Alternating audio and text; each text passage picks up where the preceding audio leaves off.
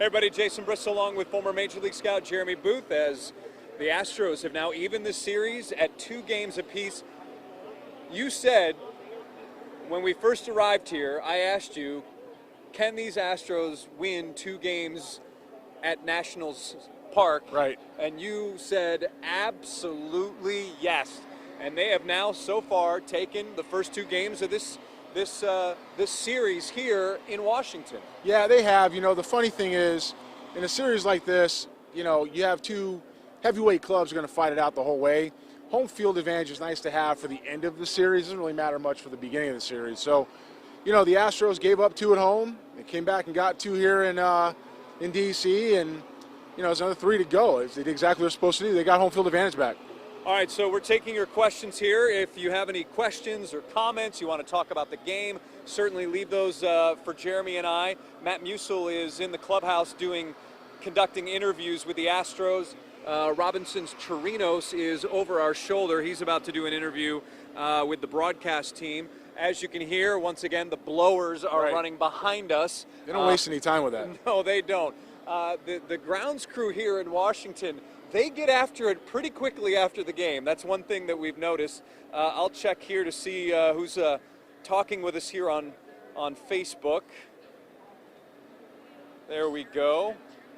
We have Antonio checking in, Raquel, Linda, Ashley, Gabriel, Candy coming in from California, Erica, Debbie. So we've got quite a few people. More Oklahoma, Hazel, Vernesta. We did our 3 things the Astros need to do. We did that before Game 4. Right. We said that Urquidy would be the X factor, and he was. I guess the big question, did AJ pull him too soon? I mean, he was cruising. You know, it doesn't look like it mattered now because it was 8-1, and the game was put out of reach. But at the time, it's a 4-0 game. The game can still be tied up with 1 swing of the bat if an inning's put together. Urquidy was to 67 pitches through 5 innings. And before the game, I said if he gets through a lineup once, it's like having a start. Gets through 4. He did above and beyond, I think, what most people expected him to do. Had his stuff tonight, had his feel, had his command. In a bullpen day, knowing the next 3 days are going to be a dogfight, for me, while you're still managing for this game, you're not managing for tomorrow, managing for this game, Josh James did not need to be in the ball game at that time. You can certainly have him behind him. You can have him hot. You can have somebody else ready to go behind Urquidy. It worked out in the end, but we'll see what the effect it has on the bullpen the next couple of days. Urquidy should have had the 6th. I mentioned on Twitter, I said it's pretty amazing when you look at the game of baseball and how crazy it can be that his first start, Urquidy's first start and first win of 2019 was against the Amarillo Sod Poodles of the Texas League. That's right. And now he's earning a win in the World Series. So, Jeremy, let me ask you this. How is Jose Urquidy able to get through 5 innings of baseball, yet Zach Greinke cannot? You know, so first of all, it's a day-to-day question, right? It's a day-to-day question. Secondly, Urquidy has better stuff than Greinke does at this point in time. Now, Greinke's have a better idea to pitch, knows what he's doing. But if you can pitch and you have command and feel, if you can pitch and you have command and feel, that's better than having just power or just feel, right? Urquidy's kind of in the middle. He's 93, 94. He can go get 95, 96 when he wants it. You know, he can command his breaking ball a little bit, uses the strike zone, he can extend it. And you saw that tonight. He's able to get himself into good pitching counts, right, and put the Nationals disadvantage. And that's why he was efficient. He was effective. Something else we talked about beforehand was being efficient to be effective, and he was able to get that done too. All right, once again, Jason Bristol with former Major League scout Jeremy Booth. Julio's checking in from Houston. Junior, Jose from Katy, Cromwell, Theo, Julie, Catherine, Paul, Debbie. All right, so Debbie has a good question. How hard was it raining? It was a steady sprinkle. For a little bit, yeah. I mean, it just started. And now it just started to, we're starting to get some raindrops on our jackets, as you can see. Yes, matching jackets. I know it's been a big topic of conversation. I got a gray one underneath. Yeah. Just saying. Yeah, exactly. What's the key? Okay, Mobius wants to jump right in to Sunday. So what is the key to Game 5? I think I know what the key is, but let's turn it over to our former Major League scout. So, Jeremy, what is the key for these Astros in Game 5? It's basically a best of 3 now, which is usually how these good series will go with good teams. It's a best of 3. Garrett Cole did not have a great start in New York, got the win, didn't have a great start. Did not have a good start at home at all. No. Okay? The key to this team is not having to go back to Houston and winning both games. So for me, that means they got to win tomorrow, and the key to doing that tomorrow is going to be Garrett Cole. The offense is feeling pretty good right now. Have much better bats to get to situations with runners in scoring position, as well as when runners are in scoring position. Part of that's Bregman, part of that's Altuve, part of that's Chirinos. It's a team game, and that's been going on offensively the last couple of nights. So you want to see Cole come out and do what he needs to do, and that is kind of deliver a pre-knockout blow to this club, so you have a chance to end it in 6, and if something doesn't work out there, end it in 7. So Cole's the key. All right, so how much will the weather have to do? If it's a little cold and it's like this, how much will that impact Garrett Cole? Because, yes, we know he's a power pitcher, but he relies on really high spin rate. Yeah, the ball comes off his hand pretty fast, right? It's going to be interesting to see how that does. In New York, I saw some. Hey, we're down here? No, I'm just kidding. Dugout? Okay. All right.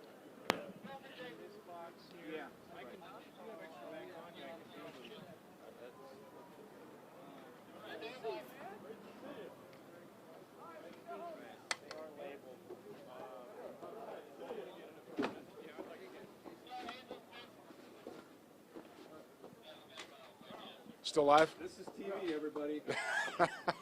You think it's all glamorous, huh? Getting rained on. Everyone thinks that it's glamorous.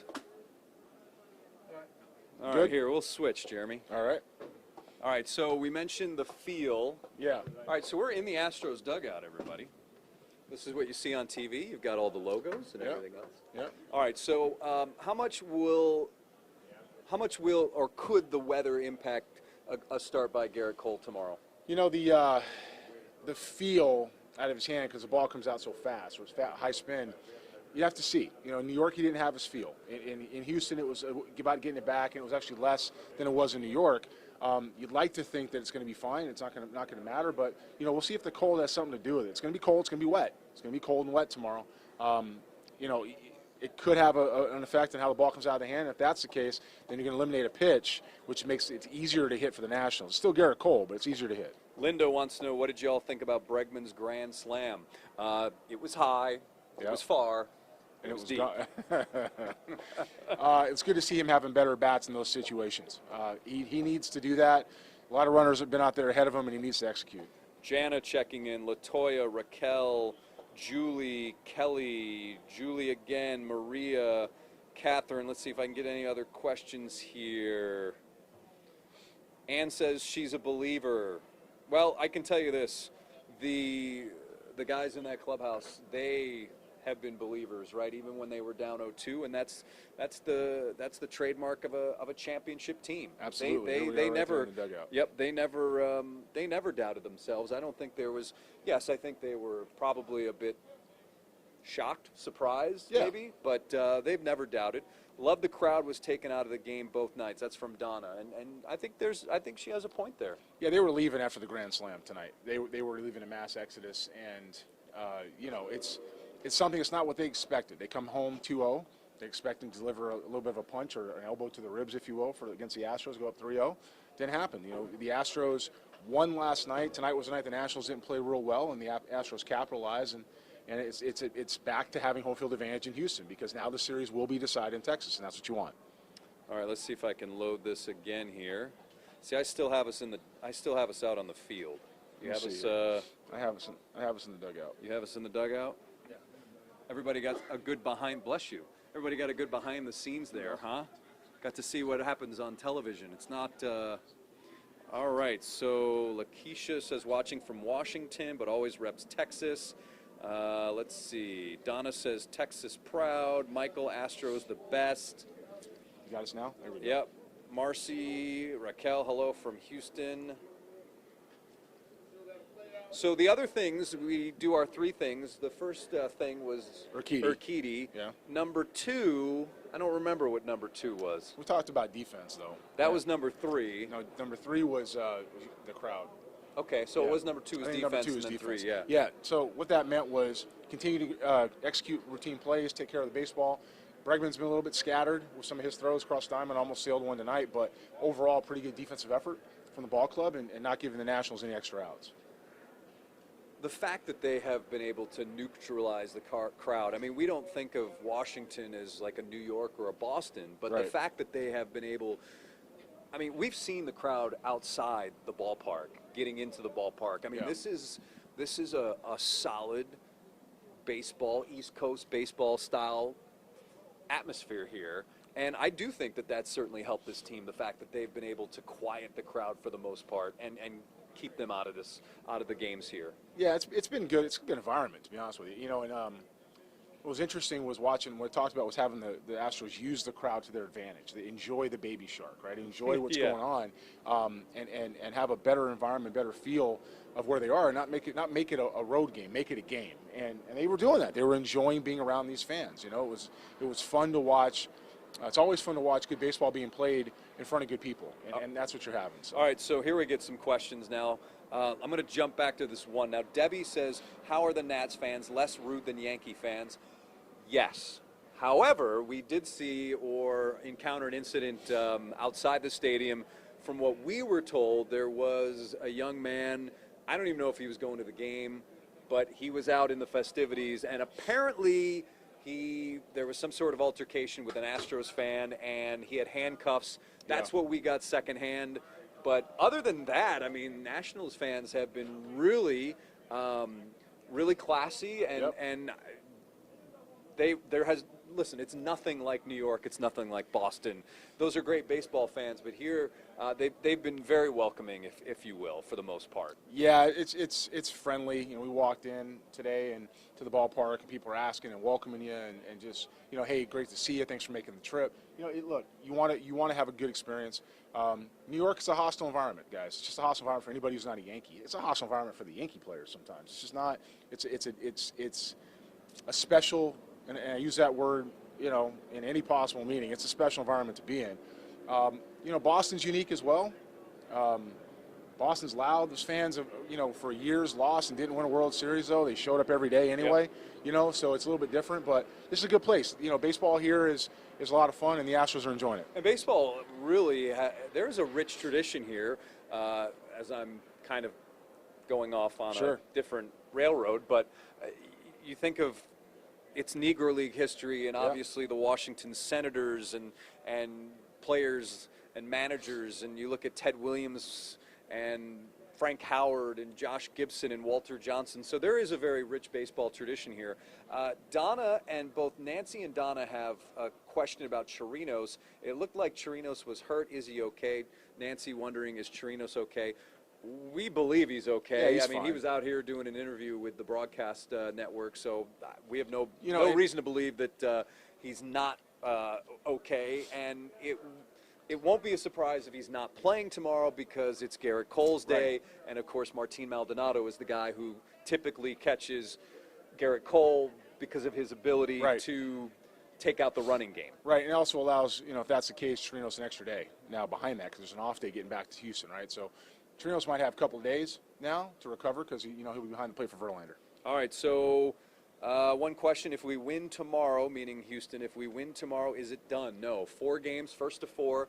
A win tomorrow would make it 3-2 Houston, and it would also mean that the road team has won each and every game of this series, but we're getting ahead of ourselves. And the Nationals also, by the way, just took 2 in Houston. Yeah. So they're not afraid of that environment one bit. So if the Astros win tomorrow, it just means that they flip it the other way. Imagine they won 2 in Houston and came here and won 1. The Nats have to go to Texas and win 2. So it's still a 3-2 series, and with a club that has no fear in it whatsoever on the other side. And Rita's checking in. Where do they go next? Is it back home? Yes, but first we have a Sunday game, which weather is kind of dicey, but it appears that most of the rain we'll see here in the D.C. area, from what we've been able to surmise, is in the morning. Yeah, overnight, starting kind of around now, actually. And running through early morning to about noon at the latest, and that gives plenty of time to, as they put the tarp on the field right now, gives plenty of time to, to get the ballpark ready to play. I mean, this is the big leagues, it's the World Series. They can get it in, and it's not going to rain after, at 5, 6 o'clock. In New York, it was going to rain all day and night, so that they canceled it there. But we'll play tomorrow night. Yeah, and these are the things you don't see on the broadcast, or a lot of times people leave, but this is the grounds crew. This is what they have to do. I mean, it is a thankless job, and these guys are making sure that this field will be playable, will be dry for the most part as we get ready for Game 4, which is 8:07 local time here in D.C., 7:07 Houston time. All gates open here at 4 o'clock local time. So basically fans have about 4 hours to mill around and be in the stadium. And this is a nice stadium. I was walking around. If you check my Twitter feed, there's some nods to history and some other things like that. Okay, you want us to move? Okay. How much money did they waste having a practice? What? Zia wants to know, how much money did they waste having a practice victory ceremony in D.C.? From what we're hearing, the Astros did not really care for that. Now, in the Nationals' defense, you have to plan and you have to prepare. Now, was that the best day to do it? Probably not. And unfortunately, a reporter we actually saw it happening, but we were kind of moving around the station and things like that, and we weren't quite sure what was going on at the time. But it was a picture was snapped by a Washington Post reporter, placed on Twitter, and from there, it's it's been mentioned once or twice among people in Houston that, wow, you're practicing for the victory celebration. Let's see. John says managing a World Series game is a whole new thing. It's how would you best describe the way managers now work in the World Series? Because it seems like it's play for today and we'll worry about tomorrow.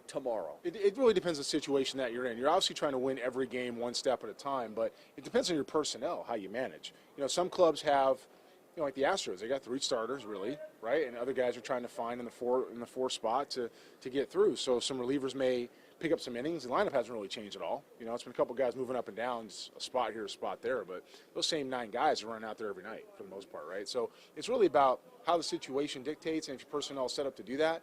And within that, it's about your pitching, really, is what we're talking about. It's how you're managing that.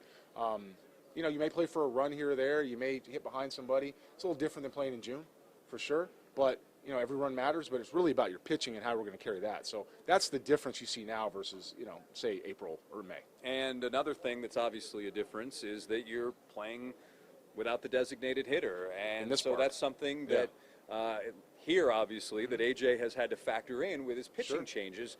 And that's why you're seeing quite a few pinch hitters, your Kyle Tuckers and whomever, mostly Kyle Tucker, it seems to be, for the most part. He's been the guy that's been off the bench first. Right. Let's see here. Bet it's cold there, Remy's saying. No, it's actually, oh, you know what, I think they're saying it to the other Washington state. Yeah, not us. Well, either way, it's colder here. It cooled off tonight for sure. Yeah. Tomorrow with the rain, it's going to be chilly. Tracy says Astros win in 6. That's actually what I had initially, but I think it could happen. I mean, Jeremy, since the beginning, Jeremy was all about Astros in 7 this series going in 7. I still think it's a 7-game series. You guys got to remember, we all have to remember, and I saw somebody in that feed said, you know, they'd be shocked if the Astros took 3 in Washington. I would be too. Remember, 2 games are theirs, 2 games are yours. And in Houston, that was the 2 for the Nationals. That's theirs.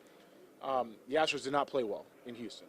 Last night they played well, but so did the Nationals. The Astros just won. Tonight, the Nationals didn't play well, right? So if you really have that one that's been given to Houston and one that the Astros took, if you will, there's another one in there somewhere. The Nationals have another push coming out. They handled Cole the first time. They handled Verlander. Now, obviously, that hasn't happened twice. I don't know how long, but it can't happen. So they're in their ballpark. They're not going to want to leave here without a win. They're not going to want to go back to Houston, you know, down a game. It's going to be a fight. It's going to be a fight to leave here with 3 wins in the Astros column. Can happen. Very easily go back down 3-2. Here's another thing about the World Series and postseason baseball. Everything is under a huge microscope or magnifying glass. When you consider what happened with the Astros offensively, in Houston, they couldn't get anybody home in scoring position. Runners in scoring position were being stranded. Now you come here and it's Washington with issues, runners in scoring position. But again, when you're the only baseball being played, it's going to be under a microscope, but it also shows to me, again, how much bullpens matter in Yeah. the playoffs and Yeah. how well the Astros bullpen has performed in these first two games in Washington. Absolutely. As Matt just comes out of the interview Matt. room. Hey, Matt. Absolutely. Relievers are volatile. Relievers are volatile. You never know what you're going to see and when they're going to show up and how. You have an idea, right? You have an idea, but it's always interesting. And you know, the Astros relievers did not perform well before, and they did now. All right, Matt Musil is here. Hey, Matt. Is the light okay? So the general consensus from the clubhouse, what kind of things did you hear from the players? They're feeling pretty good. Hey, big surprise here. We're feeling pretty good. What's amazing to me is Robinson Chirinos said he and others were preaching, okay, just move the line along, just move the line along, just string some hits together. And he homers in back-to-back games.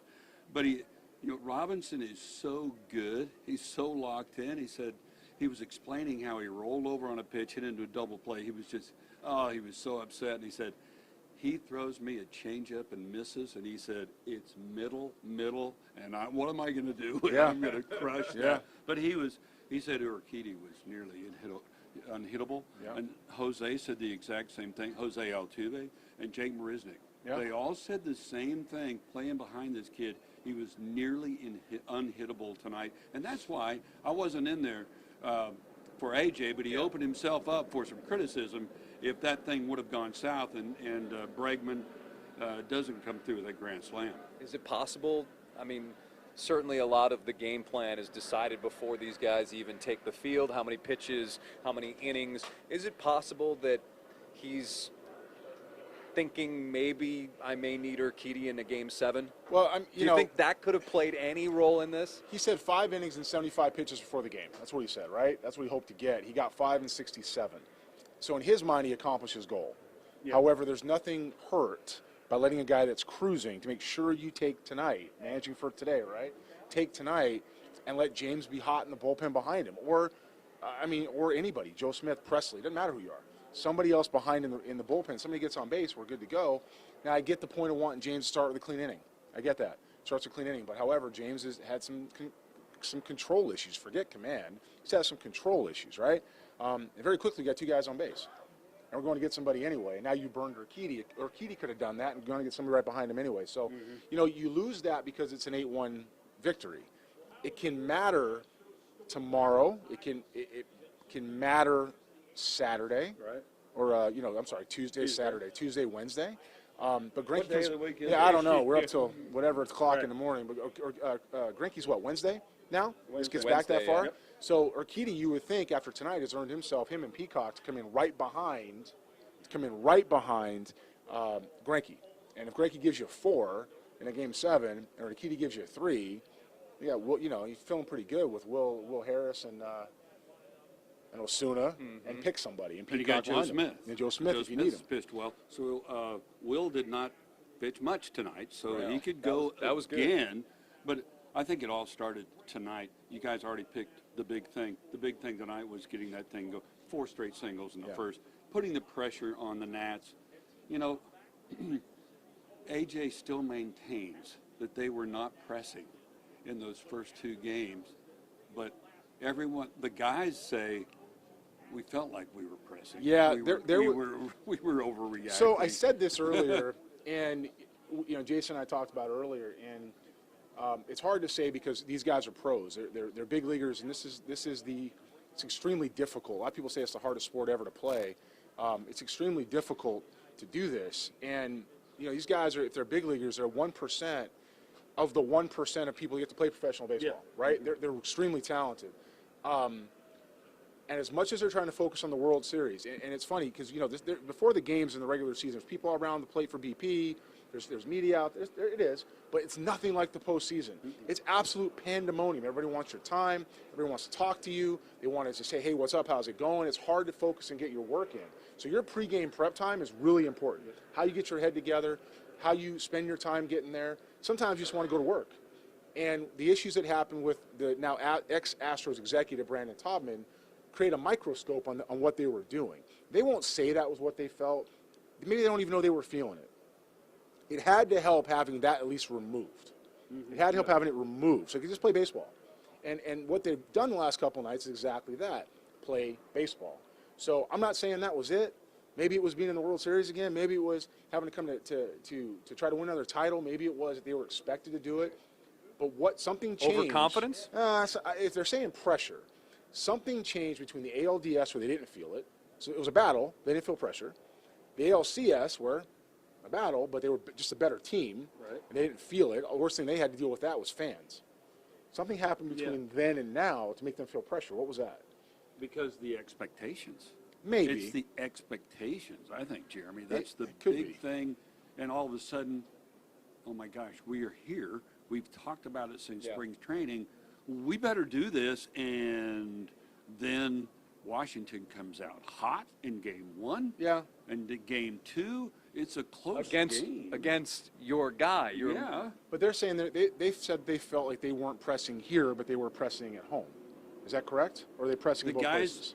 now they're saying, everyone was trying to be a hero. That's what Robinson Chirino said last night. We said, wait a minute, let's try not to be a hero every at-bat. Let's just make contact. Maybe and that's what the Nats did coming out. Maybe looking for that perfect pitch or trying to throw that perfect pitch. Maybe it is that chase for perfection. Could be. I'm going to say that something happened to a veteran club who, for the most part, as Will Harris said last night, has been here before. Well, they did have that players-only meeting. Right, and what that players-only meeting was, no one should know, by the way. No one should know what was said. That's between them. But I would imagine the gist of it is, we're professionals, act like it. And that's kind of the gist of that. Let's go play baseball and do what we do and forget the other distractions around this. And all of that stuff matters in a distraction, whether it's overconfidence, whether it's pressure having to do it again, whether it is off-field stuff that now puts a microscope on your GM and the culture that you have around you. No one's questioned AJ, and no one's questioned this team being together. Matter of fact, that environment's one of the most unique ones you'll see, and that these guys are a bunch of superstars who just like being together. It's really cool. It's really cool to watch happen. AJ's done a great job with his staff, and with his team. But when you get above that, the issues that happened had nothing to do with this group that was in here. Nothing to do with the 25 in here. I think a couple of things happened. They had the players-only meeting. Maybe, it's the dramatic-sounding players only. Bum, bum, bum. Sure. And really, they were just saying, look, you're hitting 125, you're hitting 175. We'll pick each other up. Let's go forward. And that was a big deal for these. Just relax, just come out and do this thing. And then, what's funny, rapper Bun B was telling me it was circulated throughout the organization. I mentioned a little bit about this, but you're going to give it more context. Yeah, all of this was brought because he comes in on the charter yesterday, and everyone was buzzing about it because the entire organization knew what happened. What we saw when there was the practice celebration, the World Series presentation. That we were told not to show the video. Right. Sergio Soto was out here and they came over and said, no, you can't do that. Once the players, they didn't see it. Most of the guys weren't even here. Sure. Once they went in, once they heard about it, they're like, okay. And the Nats weren't trying to stir up trouble. They're just trying to be prepared. They're practicing. But you know how it is in sports, guys. Anything that can fire guys up, let's do it. And I think that had an effect. That had an effect. And now, Jose Altuve is in there. He was just smiling ear to ear. We are going back to Houston. Yeah, it's going home. He said, home field I know advantage we now lost matters. 2 games back there, but we are, no matter what happens tomorrow, we are going back to Houston. That's right. And that was really what we intended. That was the main thing we had to do up here in D.C., and they've already accomplished it. And tomorrow, they might take it one step further. Absolutely. All right. Question? Got a question, a good one from Anthony. Wants to know, does the team have a plan against Max Scherzer, so we can get hits off him? I won't phrase it quite like that, but let's do this, Jeremy. What is the best approach when it comes to facing a guy like Max Scherzer, a guy who's, for the most part, already beaten you once? You got to go after velocity. He's going to throw really hard. At any point in time, it's 97, 98, 99. You know you're going to get it in an at-bat, and you have to get it early. If you let a guy like that get to dominant secondary stuff, which is going to change your eye level in the box and make you uncomfortable and get you away from his fastball, it's going to be a long night. You have to go after his velocity early. If they do that, they're going to put him in situations where he's got men on base, and they're going to have the upper hand. Scherzer with men on base, he bears down sometimes, but he's also some mistake prone at times with the adrenaline. It needs to be something where the Astros are working early in the count, putting some stuff together, moving the lineup along like they did tonight, and that's pretty much simple. It's pretty much game plan against them. And they have shown. It doesn't matter if it's 98, 99, 97. Right. Oh, they can crush fastballs. Yeah, and they're better with that. So guys like Correa, his swing plane, and Springer, and the way they do that plays pretty well for velocity. So Explain that swing plane for people who may not understand it. So what that means is swing plane is a height measurement of where the barrel's in the hitting zone. The barrel of the bat in the hitting zone. So it's a height measurement. You have here is a plane, this is a plane, this is a plane, this is a plane, right? So where these guys work on their planes, they're working here, here, here, and here. Four-seam pitches work on those type of planes. The ones that are tough for those guys are the ones that go that way. Away from you and into you. The plate, right? Now, Scherzer's obviously not going to pitch in the middle of the zone, but because he has so much life on it and it's still four-seam, if he's able to start the ball away, he can run it back into the hitting zone. And if these guys have seen that enough and they're looking for a fastball out over the plate, they'll be able to handle that. So you want to go ahead and look for that velocity early because the swing plane is going to match what he's trying to do. I like it. I totally agree. Scherzer's so good, but I think the Astros can overcome that. And again, I think there's so much pressure now.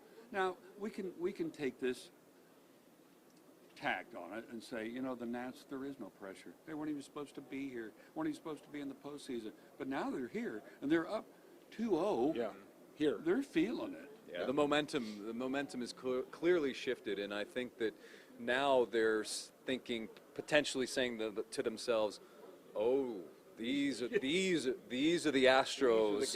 Yeah, these are the guys that we've read about and heard about, and oh boy, we need." And I think there might be pressure on their side saying, "Listen, we need to stop this. We really need to come out and perhaps play perfect baseball to beat them so that we can halt their momentum."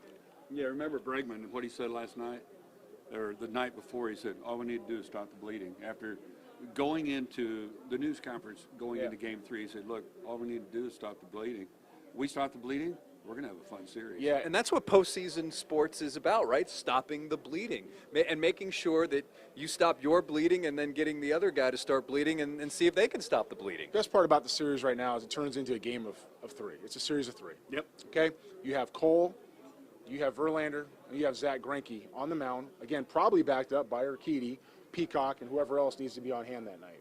You have, on the other side, you now have Scherzer, you have Strasburg, right? Mm-hmm. And you have Anibal Sanchez. Mm-hmm.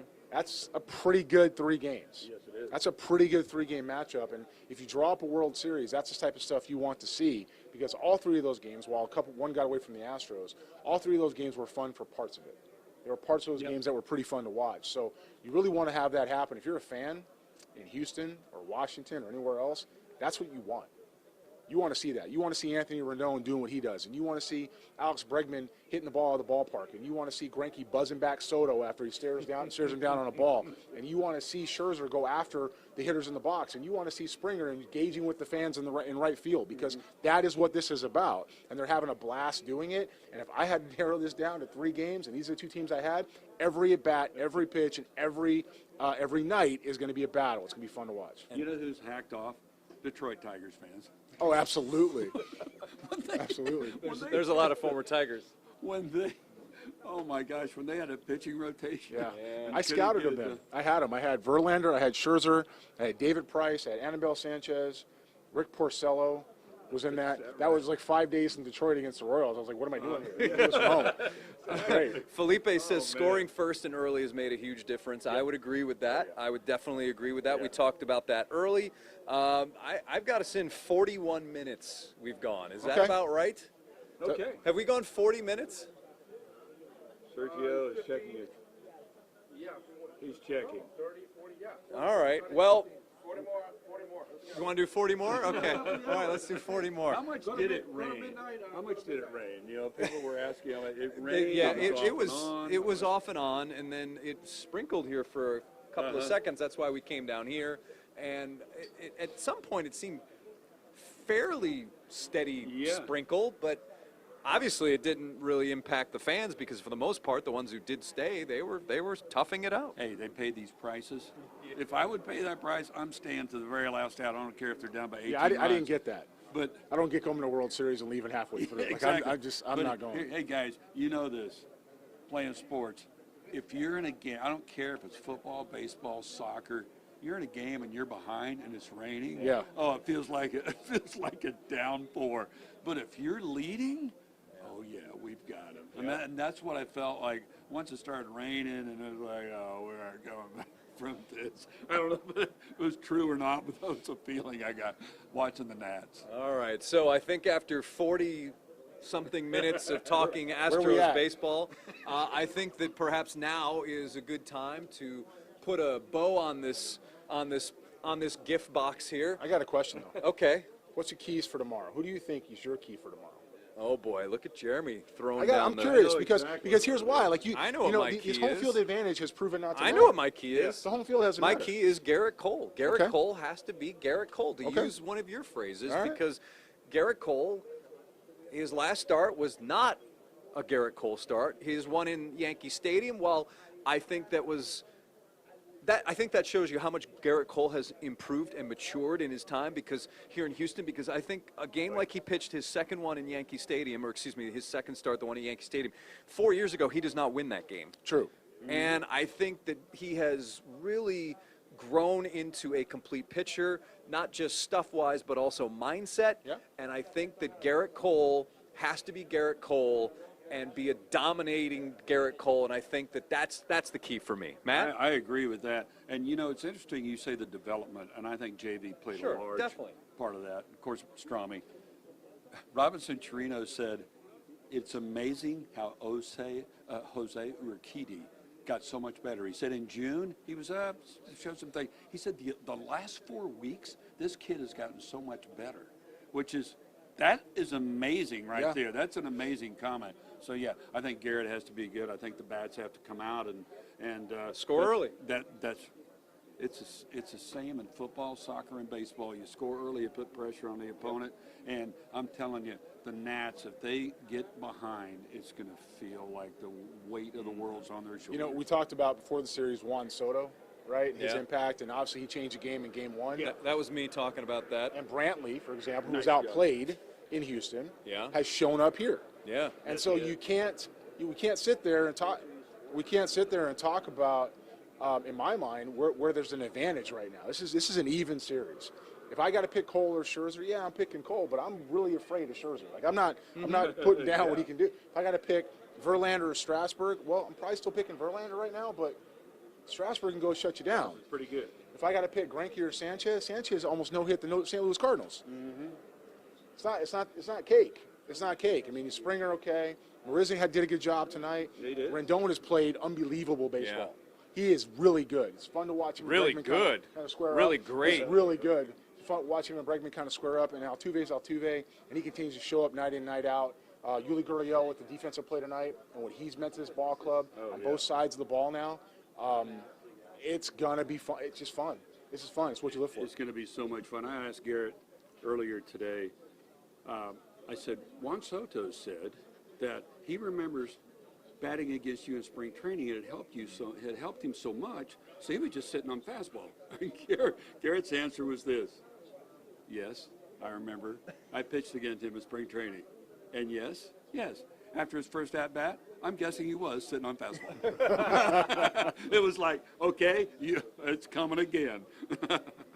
All right, everybody. that. Yeah, that was classic. All right, so I have a cue here that we need to wrap this up. So, Here we for go. former Major League scout Jeremy Booth, for Matt Musil, and what? And Sergio Sergio and Mike. Soto, Mike Orta, I'm Jason Bristol. Thanks for tuning in after the Astros 8-1 win in Game 4. We'll see you again after Game 5.